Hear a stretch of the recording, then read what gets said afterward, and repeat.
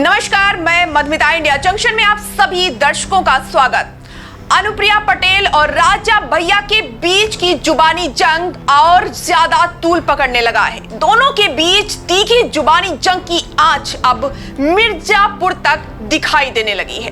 दरअसल मिर्जापुर में राजा भैया बीजेपी के बजाय सपा प्रत्याशियों के साथ नजर आ रहे हैं। इसकी बानगी बीते दिनों कुंडा में भी देखने को मिली, जब कौशाम्बी से सपा उम्मीदवार पुष्पेंद्र सरोज के समर्थन में राजा भैया की पार्टी जनसत्ता दल के सैकड़ों कार्यकर्ता उमड़ पड़े थे। उन्होंने राजा भैया अखिलेश यादव जिंदाबाद के नारे भी लगाए थे। इंडिया जंक्शन के इस खास रिपोर्ट में समझते हैं मिर्जापुर लोकसभा सीट का चक्रव्यूह। अखिलेश यादव की जनसभा को सफल बनाने के लिए राजा भैया की पार्टी जनसत्ता दल के कार्यकर्ताओं ने तैयारियां तेज कर दी हैं। अधिक से अधिक भीड़ जुटाने के लिए जनसत्ता दल के पदाधिकारी व कार्यकर्ता जुटे हुए हैं। अखिलेश की जनसभा में 5000 से ज्यादा लोगों को लेकर जाने का लक्ष्य है।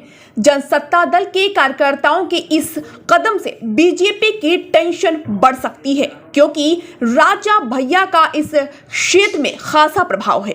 उनके साथ नहीं होने से वोटों के नुकसान की संभावना है। राजा का प्रतापगढ़, कौशाम्बी समेत आसपास की सीटों पर असर दिखाई दे रहा है। अभी हाल ही में अनुप्रिया ने राजा भैया पर हमला करते हुए कहा था कि राजा रानी पेट से नहीं ईवीएम से पैदा होते हैं। इतना ही नहीं, आगे उन्होंने ये भी कहा था कि कुंडा किसी की जागीर नहीं है, से पैदा नहीं होता, ईवीएम के बटन से पैदा होता है। प्रतापगढ़ की 2 विधानसभा सीटें कुंडा और बाबागंज कौशाम्बी लोकसभा क्षेत्र में आती हैं। राजा भैया खुद कुंडा से विधायक हैं और उनकी पार्टी के विनोद सरोज बाबागंज सुरक्षित सीट से विधायक हैं। यही वजह है कि कौशाम्बी की जीत काफी कुछ यहां पर निर्भर करती है। चर्चा है कि कौशाम्बी सीट पर हुए मतदान में राजा भैया के समर्थकों ने सपा प्रत्याशी के पक्ष में मतदान किया। अब राजा भैया के इस तरह से किनारा करने का असर प्रतापगढ़ लोकसभा सीट पर भी पड़ रहा है। बता दें, मिर्जापुर में सर्वाधिक 3,50,000 पटेल मतदाता हैं, जबकि 90,000 क्षत्रिय हैं। इसी तरह 1.5 लाख ओबीसी व 1.5 लाख वैश्य मतदाता भी हैं।